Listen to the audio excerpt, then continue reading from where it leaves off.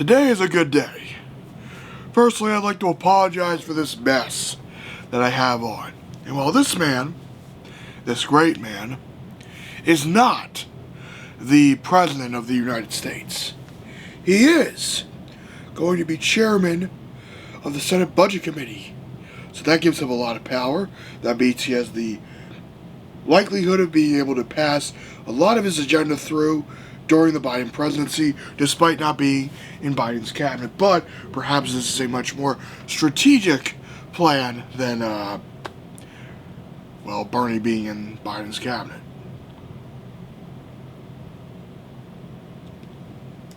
I think I feel overall happy. I'm happy to be an American. I'm aware, as a leftist, that there's a lot of work that needs to be done. We still don't have a Green New Deal. We need universal health care. We need a federal jobs guarantee. We pretty much need the second Bill of Rights that Franklin Delano Roosevelt proposed back in his time as president. However, today is still worthy of celebration for the simple fact that we can officially say former President Donald Trump was an absolute disgrace. I feel vindicated on many levels. One, that attempted coup proved that mass surveillance is meaningless and does nothing to protect us or make us feel safer in any meaningful way. It's just theater. Two, that it vindicated that any time the right projects the violence they will commit towards, say, Black Lives Matter, or the Black Bloc, or any anti-fascist, non-violent leftist organization, or even liberal organization, then it's the pot calling the kettle black in its most true form.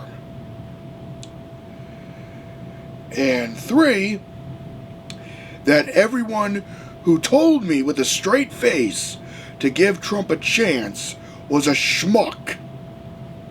I never gave that bastard a chance. I never believed in giving that motherfucker a chance because I knew exactly what type of evil he would be. I was just wrong that he had the competence to overthrow the U.S. government. The best way to describe Donald Trump in his final days in office is to take a line from the Joker's monologue in The Dark Knight. He's like a dog chasing cars. He wouldn't know what to do with it if he caught it. Then he didn't. Trump started the fire. Trump egged it on. Trump put his colleagues and his peer at risk. His own vice president at risk. And like Nero, he watched as the Capitol burned. And now that national disgrace is out of office, we now have business as usual neoliberalism. I'm going to take a drink just to deal with the depression of that.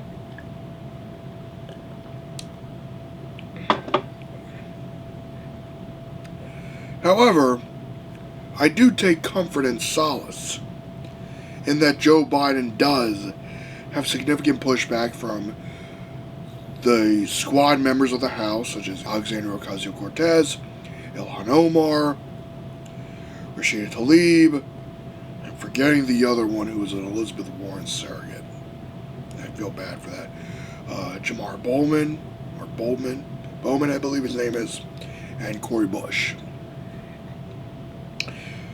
These 6 members, I believe, will form a committee, and they will continue the legacy that Bernie Sanders has left out, and they will put pressure on Joe Biden's administration. Ilhan Omar made a passionate decree, if you will, of not allowing the Capitol attempted coup to lead to a potential second Patriot Act, which Joe Biden did. He basically wrote the draft of the Patriot Act that exists today. So, thank you, brain, for reminding me why I hate Joe Biden and Kamala Harris, and for making me feel like a schmuck for buying a celebration inauguration pin 2 of those things. I think I spent $5 on those. But this is a historic occasion nonetheless. Because I do believe that the Biden era is going to be an interesting era. Do I think in a lot of ways it will be a continuation of the Clinton era or the Obama era? Possibly. But Obama didn't have what Biden has to deal with. Biden does seem to be having a lot of strong progressive policies. I hope that Biden is able to achieve them. And if he doesn't, I will be protesting on the streets and making documentaries to ensure that the President of the United States fulfills these progressive promises that were laid out on the Democratic platform in 2020. It is our job as the American people to hold the President accountable. We did that during the Trump era, I believe to a pretty significant degree. We must continue to do so in the Biden era. We must not become relaxed or chill like we did when Obama was president. I believe the attitude when Obama was president from liberals and to some degree the left, but more liberals, was, oh, an adult's in, we don't have to worry about anything, Bush is out, we can go back and chill and whatnot. Even though you had a collapsing economy, you had the housing crisis, you had him. Basically, Obama did recover the economy temporarily, then Trump trashed it. And my main hope is that we can push in the Senate a form of pressure that makes Biden fulfill the most progressive agenda possible. And the only way we do that is by, frankly, harassing the shit. And I don't like to use the word harass, but our representatives are elected to represent us. We can Google their phone numbers like that. It is our duty to call them, to hold them accountable, and to make sure that they pressure Joe Biden to fulfill the progressive agenda that he stated he would do, and make sure that is done. So this is a much shorter political video than usual. My tone, it is that of relief. I feel relieved. I am cynical. I am skeptical.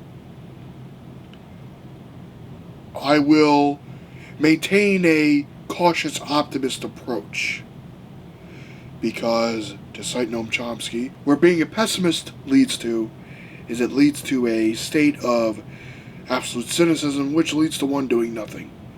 Whereas the optimist continues to believe in a better tomorrow and will be willing to push for that better tomorrow, even if it is not achieved in their lifetime. And I will do my best to maintain that perspective. With that in mind, live long and prosper and have a good day, and crack open a beer. It's time to celebrate. Bye-bye, Trump. And hello, Biden.